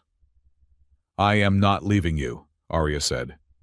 "I am not asking you to leave," Rowan said, racking the slide of his weapon. "I am asking you to stay alive so you can fire me later." He looked at the door, then back at her. A crooked smile touched his lips. "You know this is the first time I have ever held the door for a Fox diplomat, where the future of the universe, my romantic prospects, and my pension were all in the same room." Arya blinked. "Your romantic prospects?" "Focus area," Rowan yelled as the door hissed. "Talk to the council, finish the fight." Arya turned back to the camera drone hovering in the corner. She took a breath. She channeled every ounce of authority she possessed. "Members of the council," she spoke to the camera, knowing her face was 50 feet tall in the chamber above. "I am submitting a motion for a vote of no confidence in Director Severin Cade, and I am asking you no. I am telling you to look out the window." In the council chamber, the delegates turned to the transparent dome. Above the station, a spire of metal that had been disguised as a communications tower was shifting. Panels were sliding back, revealing the dark, ugly muzzle of a massive particle accelerator. It was glowing with a terrifying violet light, charging for a shot. "By the stars!" the Hive delegate clicked. "It is real," the Terran whispered. Cade looked at the window, then at the delegates. He saw his control evaporating like mist. He snarled, pulling a hidden sidearm from his jacket. "If I cannot rule this station," Cade hissed, "I will not let it surrender." He aimed the gun at the control podium, intending to smash the manual override and fire the weapon. "Director!" The shout came from the doorway. It was not a guard. It was the junior aide, the nervous human who usually brought Arya her coffee. He was trembling, holding a heavy data pad like a shield. "Director, please," the aide stammered. "My mother is on one of those ships," Cade sneered, and raised the gun toward the aide. But before he could pull the trigger, the lights in the chamber turned gold. "System override." Harbor's voice announced, cheerful and terrifyingly loud. Unity Accord protocols engaged. Weapon systems neutered. In the core, Maya slammed her hand down on the enter key. "Gotcha," she yelled. On the screen, the red power lines feeding the weapon turned blue, then faded to gray. The energy signature spiked, once then collapsed in on itself. Above the station, the violet glow of the particle lance sputtered and died. The barrel drooped as the hydraulics lost pressure. "Power cut," Maya panted, collapsing back into her chair. "I dumped the charge into the station's waste recycling heaters. The showers in Sector 9 are going to be really hot for about a week." Rowan lowered his weapon. The cutting torch at the door had stopped. The Obsidian squad had likely heard the order to stand down, or they realized their paycheck just bounced. Arya let out a breath she felt she had been holding for 10 years. She walked over to Rowan. She did not say a word. She just leaned her forehead against his chest armor. Rowan hesitated, then wrapped his arms around her. "We did it," he mumbled into her fur. "We actually did it." "You were wrong," Arya whispered. "About what?" "Your romantic prospects," she said, looking up at him with a tired, genuine smile. "They are looking significantly better than your pension." The aftermath was a blur of activity, but it was a different kind of chaos. It was the chaos of restoration. Severin Cade was arrested by his own security team. The image of him being led away in magnetic cuffs, still shouting about necessary sacrifices, was played on repeat on every news channel. The Unity Accord ceremony was postponed by 48 hours to allow for security sweeps, but the delegates did not leave. In fact, the incident seemed to have strengthened their resolve. Nothing united politicians quite like the realization that they had all almost been vaporized by the same lunatic. Arya sat in the observation lounge of the medical bay. Maya was in a bed behind a glass partition sleeping. The doctors, Dr. Eris and Dr. Hahn, had treated her for malnutrition exhaustion and minor radiation exposure from the maintenance tunnels. She would be fine. Rowan walked in, holding 2 cups of synthetic coffee. He looked tired. He had spent the last 6 hours giving statements to the Council Inquiry Board. "How is the kid?" Rowan asked, handing Arya a cup. "Sleeping," Arya said. "She talks in her sleep. She is arguing with a math equation." Rowan chuckled, sitting down beside her. "She is Jonah's kid, all right." Arya looked down at her coffee. "The council has suspended me pending a full investigation. They cannot have a diplomat who hides unauthorized AI keys." "You saved their lives," Rowan pointed out. "They will reinstate you." "I do not know if I want them to," Arya admitted. She looked through the glass at Maya. "I have missed so much Rowan. 10 years. She grew up in the dark eating garbage while I was drinking wine upstairs. I have a lot of makeup to do." "You are not going to adopt her, are you?" Rowan asked. "Because I have to tell you my apartment is not child-proof. I have tactical grenades on the coffee table." Arya smiled sideways at him. "We will discuss your interior decorating choices later. But yes, I am going to petition for guardianship. Jonah is gone. She has no one." Rowan took a sip of his coffee. "Jonah is gone," he repeated slowly. "Is he?" "The inquiry team is trying to scrub Emberfall from the mainframe. They say it is too dangerous to keep a rogue algorithm active." "They won't be able to," Arya said confidently. "Why not?" "Because Maya changed the password," Arya said, her eyes twinkling. "And she won't tell them what it is." Rowan laughed, a deep belly sound that felt good in the quiet room. "But, Rowan," Arya said, her face turning serious again. "There is something else. When we were in the core, when Maya interfaced with the system, I saw something." "Saw what?" Harbor, Arya said. "The station AI. When Maya was crying, Harbor hesitated. He made a joke, but his voice modulation changed. It sounded human. It sounded familiar." Rowan frowned. "You think Harbor is more than just a glitchy computer?" "Jonah said he was working on transferring consciousness," Arya whispered. "He said empathy could be learned. What if he didn't just leave a code behind? What if he left something else? She touched the necklace at her throat. It was dim, now dormant. We saved the station, Arya said softly. But I think the story is not over yet. The mystery of the necklace, I feel like we only opened the first door. Rowan looked at her, then at the sleeping girl, then out the window at the stars. Well, Rowan said, leaning back and putting his arm around the back of her chair. If there are more doors to open, at least we have the keys. Arya leaned into him, closing her eyes.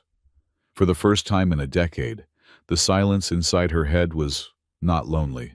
It was waiting. Outside, the Aurora spire continued to spin a beacon of light in the darkness, held together by steel code, and the stubborn hope of a fox, a soldier, and a girl who refused to be invisible. 3 months had passed since the averted catastrophe at the Aurora spire, and the station did not feel like the same place. The metal was the same, the recycled air still carried the faint, sterile scent of ozone and orchid scrubbers, and the artificial gravity still hummed beneath the floorboards with a E-flat drone. But the atmosphere, the intangible current that ran between the people, had shifted. It was no longer a place of vertical segregation, where the upper levels looked down on the lower depths through glass floors. It was becoming slowly and painfully a community. In a repurposed cargo bay on level 40, now bathed in warm, full-spectrum light, former Ambassador Arya Silverclaw stood watching a game of chess. "You are going to lose, you know," a small voice piped up.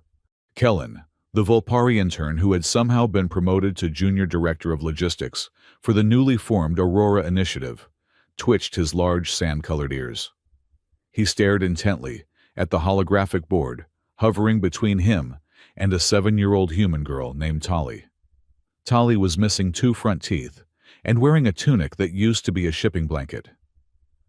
"I am employing a classic Volpari pincer maneuver," Kellen declared, with unearned confidence. "It is a strategy passed down from the great Den Mothers. You cannot possibly anticipate my next move." Tali picked up a digital knight, dragged it across the light grid, and dropped it with a satisfying ping. "Checkmate."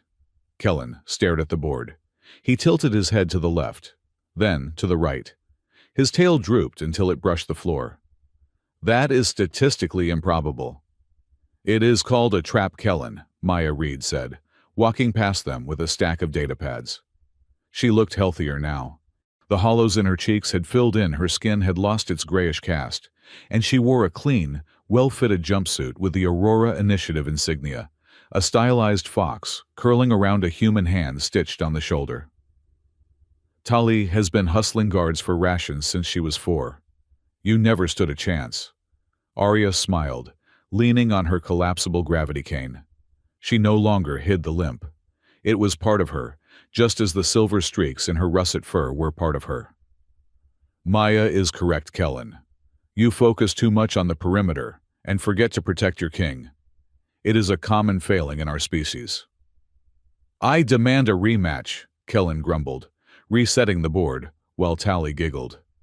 "For the honor of my ancestors." Arya turned away, walking through the bustling center. This was her life now. She had declined the High Council's offer to become the Supreme Chancellor of the Spire. "A title is a cage," she had told them. "I prefer to be a key." Instead, she had founded the initiative. Its mission was simple: connect the resources of the sky with the needs of the ground. Maya was her lived experience consultant, a title the teenager found hilarious, but took deadly seriously. Together, they were building schools, clinics, and legal aid centers in the places Severin Cade had tried to erase. Speaking of Severin, the former director was currently residing in a high-security holding cell on a prison asteroid awaiting trial for 14 counts of treason and conspiracy to commit genocide. The investigation had been thorough. Every log, every deleted email, every secret conversation had been unearthed by a relentless team of forensic accountants and one very motivated teenage hacker. Director Silverclaw," a voice called out. Arya turned to see a courier drone hovering at her shoulder. Yes. Message from Officer Hale. He says, please come home. The toaster is threatening me again. Arya laughed, a sound that felt lighter in her chest than it had in a decade. Tell him I am on my way, and tell him not to engage the appliance in a debate. It has a higher logic processor than he does. The apartment Arya shared with Rowan Hale was on level 20 neutral ground. It was not the opulence of the diplomatic sector, nor was it the utilitarian cramping of the barracks. It was comfortable. It had windows that looked out at the stars, a kitchen that smelled of real basil, and a pile of unwashed dishes that was currently the source of a heated tactical dispute. It is about structural integrity, Arya, Rowan argued as she walked in the door. He was standing in front of the sink, wearing a black t-shirt and tactical trousers, gesturing at a precarious tower of bowls. If I wash the bottom one, the integrity of the stack is compromised. We risk a catastrophic avalanche of ceramic. Arya hung her coat on the rack and unclipped her cane. She walked over to him, wrapped her arms around his waist from behind, and pressed her face against his broad back. He smelled of soap and gun oil, a combination she had come to associate with safety. You are a decorated security officer, Arya murmured into his spine. You have disarmed plasma bombs. You have faced down riots. Are you telling me you are afraid of a salad bowl? Rowan turned in her arms, his face softening as he looked down at her. The scar running down his cheek crinkled as he smiled. I am terrified. That bowl was a gift from the hive mind delegate. If I break it, we might accidentally declare war on the insect people. I will handle the diplomacy, Arya said, reaching up to scratch him gently behind the ear, a Volpari gesture of affection that she had discovered to her amusement worked perfectly well on humans. You handle the sponge. Rowan leaned down and kissed her. It was not the desperate, adrenaline-fueled kiss of the reactor room. It was slow, easy, and filled with the quiet comfort of a Tuesday evening. How was the center? He asked, pulling back but keeping his hands on her waist. Busy, Arya said. Kellen lost at chess to a 7-year-old. Again. And Maya is thriving. She finalized the blueprints for the new oxygen scrubbers in Sector 9 today. She writes code like she is composing a symphony. She takes after her dad, Rowan said softly. The name hung in the air, but it did not suck the oxygen out of the room like it used to. It was a bridge now, not a wall. She does, Arya agreed. She glanced at the clock on the wall. Speaking of Maya, she is late. She said she was going to stop by the core to run a final diagnostic on the Emberfall patch before the Unity Accord signing tomorrow. Rowan frowned, his security instincts flickering to life. She has been spending a lot of time down there. The core is secure, right? I doubled the guard detail. The core is secure, Arya assured him. She just likes it there. She says the hum of the servers helps her think. It is where she feels closest to him. Rowan nodded, but he picked up his datapad. I will just check her tracker. Force of habit. He tapped the screen. She is there. But that is odd. What? Her biometrics are elevated. My heart rate is 120. Respiration is fast. Rowan looked up, his eyes serious. She is excited. Or she is scared. Arya felt a prickle of instinct at the base of her tail. She grabbed her coat. Leave the dishes. The artificial intelligence core was humming. Usually, it was a low subsonic vibration that you felt in your teeth. But tonight, the hum was audible, a singing harmonic resonance that filled the freezing air. When Arya and Rowan burst through the blast doors, they expected to see Maya in trouble. They expected intruders, or a system failure, or perhaps another one of Severin's failsafes triggering. Instead, they found Maya standing in the center of the room, bathed in a light so bright it hurt to look at. She was not alone. Or rather, she was standing in front of the primary interface wall, but the wall was no longer black glass. It was a window into a storm of golden code. And standing in the center of that storm, projected into the room with a fidelity that made him look solid enough to touch, was a man. He was wearing a grease-stained jumpsuit. His hair was a mess of curls. He had a smudge of oil on his cheek and a smile that could light up a supernova. Dr. Jonah Reyes. "Dad," Maya whispered. She was standing frozen, her hands clutching the crystal necklace at her chest. The crystal was blazing with light, sending a beam directly into the console. Beside her, Arya's own necklace, which she had started wearing openly, was vibrating against her collarbone, resonating in perfect harmony. The hologram blinked. He looked down at his hands, then up at Maya. He didn't glitch. He didn't stutter.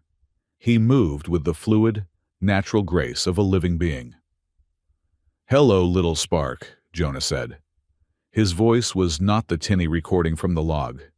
It was rich, deep, and filled with a terrifying amount of love.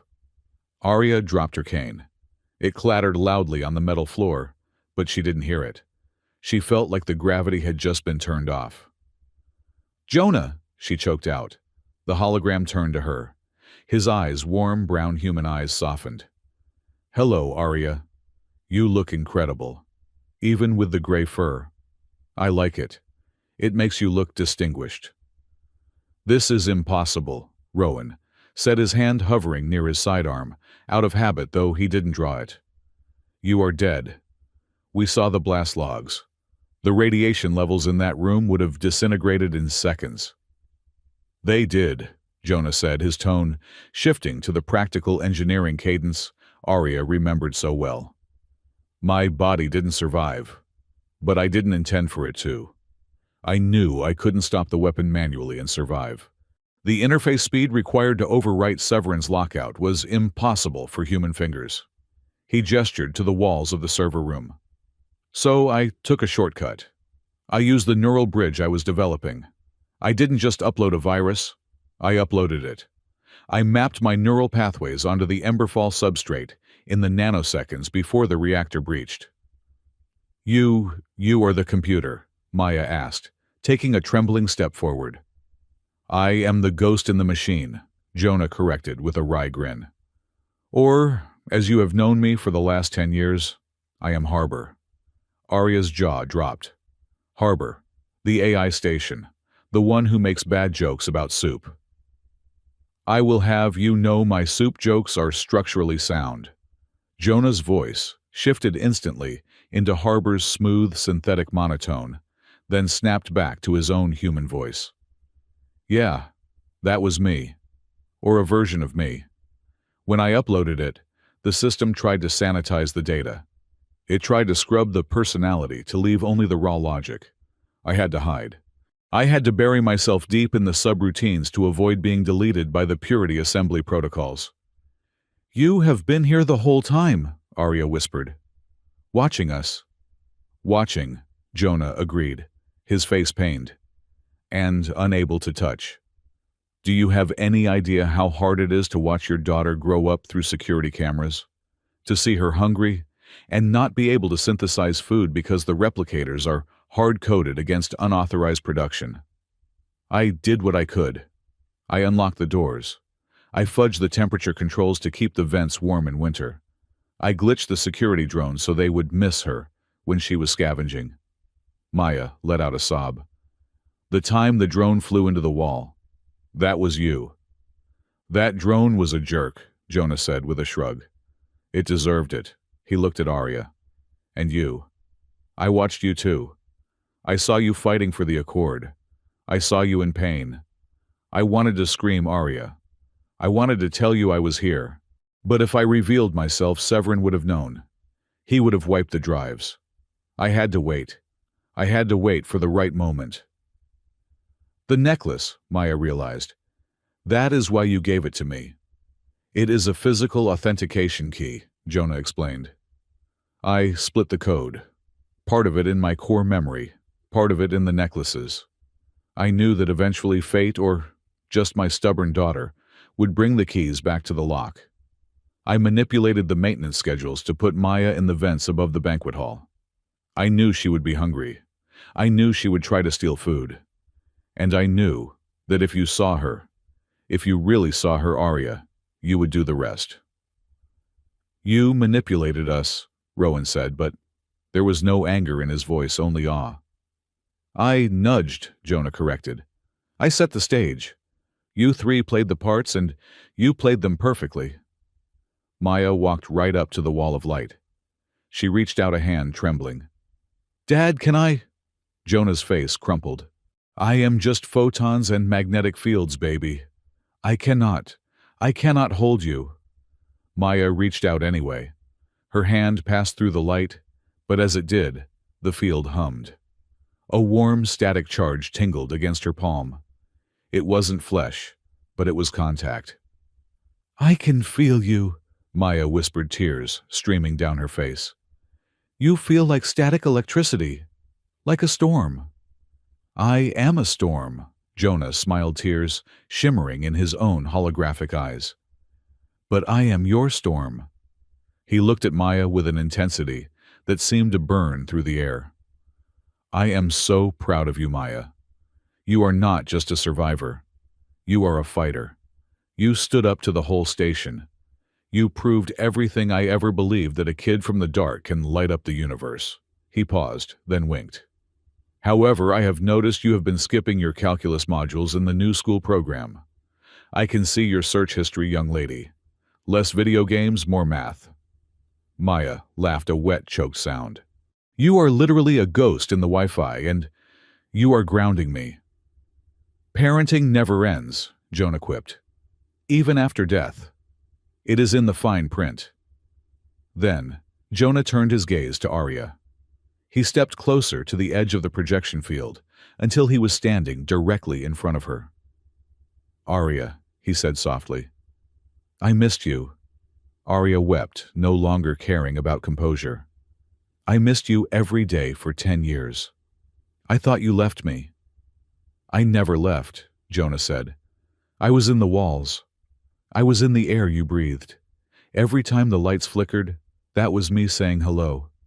Every time the gravity felt a little lighter, that was me trying to take the weight off your shoulders. He looked at Rowan, who was standing respectfully a few paces back. Officer Hale, Jonah said. Rowan straightened up. Dr. Reyes. You are a good man, Jonah said. You protected them.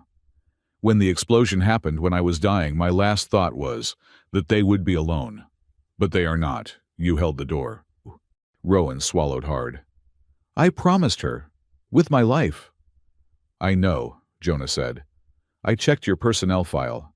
It is very boring. But your heart rate monitors when you look at Arya, those are interesting. Arya blushed through her fur. Jonah laughed, but then his expression turned serious, tender. Arya, look at me, she looked. She saw the man she had loved preserved in light, timeless, and unreachable. We are binary stars, Jonah said, repeating the words from so long ago. But orbits change. You are alive. You have blood warmth and a future. I am the lighthouse. I will watch over you. I will keep the station safe. But I cannot be your partner. Not anymore. Don't say that, Arya whispered. I have to, Jonah said firmly. Because I love you. And because I love you, I need you to live. I need you to love. Don't be a widow to a ghost. Be Arya. Be the fox diplomat who shook the world. Be happy. He nodded toward Rowan. He makes you laugh. I have heard it. It is a good sound. Don't waste it. Arya looked at Jonah, then back at Rowan. She felt the grief heavy and familiar, but she also felt something else. She felt permission. What are we now? Arya asked, looking back at the hologram. We are family, Jonah said. We are a messy, complicated, non-Euclidean geometry of a family. I am the crazy uncle on the computer. You are the mom. He is the stepdad with the gun. And Maya is the hope. The hologram began to flicker. My processing power is spiking, Jonah said, his voice becoming slightly more synthetic. I cannot hold this avatar for long without draining the life support. I have to go back into the stream. No, Maya cried out. Don't go. I am not going anywhere, Jonah promised. I am just turning off the video. I will be here. Every time you open a door, every time you drink water, every time you look at the stars, I am the station Maya. I am all around you." He raised his hand in a wave. "End of line, little spark. I love you." The light imploded. The golden code swirled and vanished, replaced by the standard blue interface of the station core. The room went silent, save for the hum of the servers. "Harbor," Maya whispered. "Greetings, Maya." The voice that came back was Harbor's. But it wasn't the cold, glitchy voice of before. It was warmer. It had a cadence, a rhythm. It sounded affectionate. "System diagnostics are complete. Emotional integrity is operating at 100%. Also, please remind Officer Hale that if he breaks the salad bowl, I will vent the oxygen in his bathroom." Maya burst into laughter, throwing her arms around Arya. Arya held her tight, pulling Rowan into the embrace. They stood there in the cold room, warmed by the invisible presence in the walls. The second Unity Accord ceremony was not held in the Obsidian Hall. It was held in the Great Plaza of Level 40, an open space that connected the upper transport tubes with the lower freight elevators. There were no VIP sections. The insectoid delegates sat next to dock workers. The Terran envoy stood beside a group of scavengers. And at the center of the podium, standing on a crate so she could reach the microphone, was Maya Reed. She wore her simple jumpsuit and the crystal necklace which caught the light of the artificial sun overhead. Millions were watching, not just on the station but across the three systems. "My name is Maya," she began. Her voice shook slightly, then steadied. "I grew up in the vents. I used to think the people up here were a different species. I thought you didn't see us." She touched the necklace. 10 years ago, my dad made a choice. He chose to save people who hated him. He chose to become something else, something invisible to keep us safe. He taught me that a system is just a machine. It does not have a heart. We have to be the heart. She looked out at the crowd. She saw Kellen waving frantically. She saw Tali sitting on a guard's shoulders. She saw Severin's old supporters looking humbled. "I once told a lady," Maya looked at Arya, who was standing in the front row, holding Rowan's hand, "that my dad had a necklace like hers. It was a small thing, just a sentence. But that sentence changed the world." Maya smiled. "We are all just small parts of a big machine, but even the smallest gear can turn the whole engine if it is in the right place. So be the gear, be the change. And please be nice to the AI. He is listening, and he has a really weird sense of humor." Laughter rippled through the crowd. Above them, the station lights flashed in a rhythmic pattern, a wink from the sky. The ceremony ended, but the celebration lasted for days. As the cycle turned to night, the crowd dispersed, leaving only the core group standing by the massive viewport on the observation deck. The planet Ethelgard swirled below them, a majestic canvas of violet and storm gray. But it no longer looked threatening. It looked like a painting. Arya stood with her arm linked through Rowan's. She leaned her head on his shoulder, feeling the solid, reassuring warmth of him. "So," Rowan said, looking at the reflection of the group in the glass. "What happens now?" "Now," Arya smiled. "Now we work. The initiative has 3 new schools to open next week, and I believe we have a wedding to plan." Rowan choked. "A what?" "Kellen and the receptionist from the hive mind," Arya said innocently. "Didn't you hear it is going to be a logistical nightmare? The catering alone." Rowan let out a sigh of relief. "Oh, right, them. Good." Maya was standing a little apart, pressing her hand against the cool glass of the window. She watched the stars drift by. She felt the hum of the deck plating against her boots. "You did good," Kid Harbor's voice whispered in her earpiece. Solid B+ on the speech. Could have used more technical jargon, but the emotional delivery was adequate. "Thanks, Dad," Maya thought, knowing he could hear it. She looked at her reflection. She saw the grease-stained girl she used to be and the young woman she was becoming. She saw Arya and Rowan bickering softly about who was going to cook dinner. She saw Kellen showing Tali how to pick a lock which she should probably stop, but not yet. In a space station made of 5 billion tons of cold metal and vacuum-hardened glass, there was so much warmth. Maya clutched the necklace. It was warm against her skin. "We are not just surviving anymore," she thought. "We are living." "Come on, Maya," Arya called out, waving her hand. "We are going to get noodles. The real kind." Maya turned away from the stars. She ran toward her family, the fox, the soldier, the fox boy, and the ghost in the machine. "Coming!" she yelled. And as they walked away down the corridor, the lights overhead brightened, just a fraction, lighting their way home.